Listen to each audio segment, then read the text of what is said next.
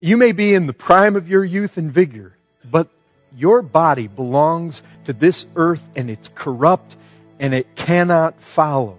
It's made of stuff that just simply can't go to where we're going. We must leave it behind and put on immortality. Brethren, I want you to think.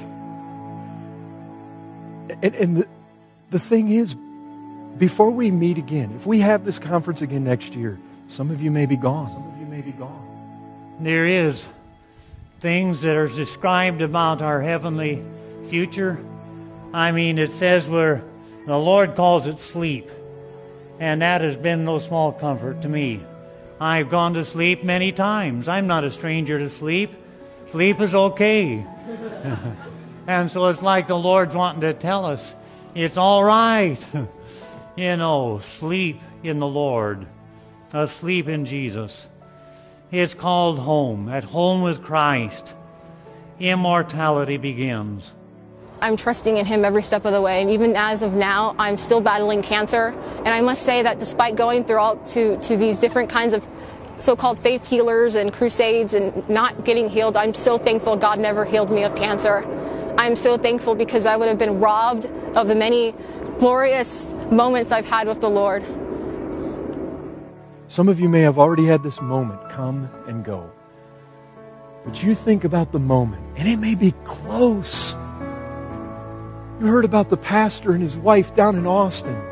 They're just driving home, get hit head on, and they're in glory. It can happen so fast. And there is just a thin veil. Death is so close. We're clay pots. We're fragile. It doesn't take much to end our lives physically, to separate our spirit from body. Time is short. You never know when you're going to go. You never know when your death day will be. It could be tomorrow. It could be at this moment. So please, just make sure that you're right with God. Make sure that you know Christ. Because life is totally meaningless. Life is meaningless apart from Him. Sin is not worth it. I'm not going to give in. I'm not going to go that way. I'm not going to side off with Him. I'm not going to envy the sinner. I'm going to keep on with Christ. I'm going to stay away from sin. I'm going to abhor the world. My citizenship is in heaven. I'm not going to be earthly minded. I'm going to live for Christ, live for eternity. My home's not here, it's there. Can you all say with me, we're happy to let Paul speak for us when he said it's our desire to be absent from the body and present with the Lord. Don't you desire that? To be rid of that, to be free. This is our hope. No more body of death, no more corruption, but purity, and that forever. Brethren, our sins are doomed. The death sentence is upon them. You may fight them today, but fight on in hope and be courageous, brother. The day is coming. That moment is coming. Take courage.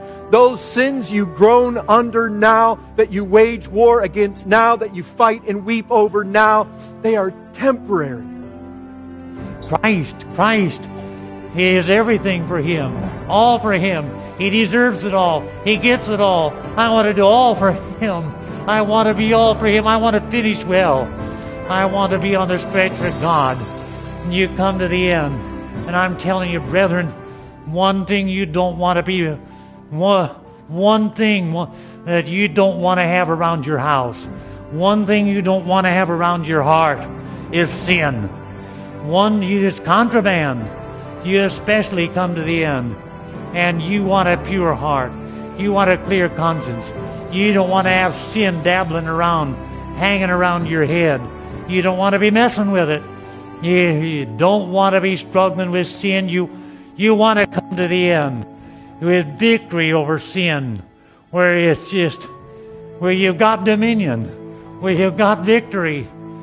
We don't just put off this body and we're just done with sin. It says that we are going to be like Him. We've been given a taste of the powers of the age to come. It says taste in Hebrews chapter 6. You better believe it. Just a taste.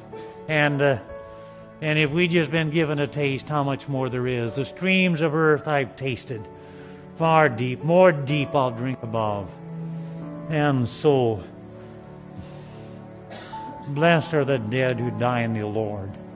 That's it. That's the ultimate, unless the Lord comes first and we go without dying.